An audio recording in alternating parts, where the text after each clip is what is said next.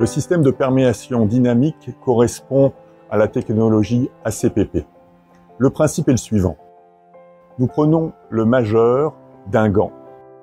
Nous retournons le gant de manière à ce que la molécule anticancéreuse soit en contact avec l'extérieur du gant et de manière à étudier la perméation de l'extérieur vers l'intérieur. À l'intérieur du gant est placé un volume de 200 microlitres de la molécule anticancéreuse. Dans un tube de 10 ml, 1,5 ml d'eau distillée est introduit. Le gant contenant les 200 microlitres de molécules anticancéreuses est ensuite introduit dans le tube en plastique. Il est ensuite introduit dans le tube contenant le gant un piston lesté. Le tout est disposé sur la machine ACPP.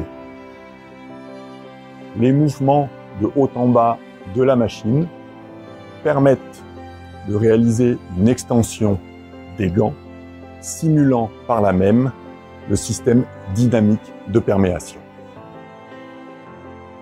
Le test est réalisé sur 30 minutes. Chaque gant est testé en triplicate. Au terme des 30 minutes d'expérimentation, les 1,5 ml d'eau distillée sont recueillis de manière à analyser la présence éventuelle des molécules anticancéreuses. Deux techniques ont été employées. Pour la majorité des molécules, nous avons utilisé la chromatographie liquide couplée à la spectrométrie de masse.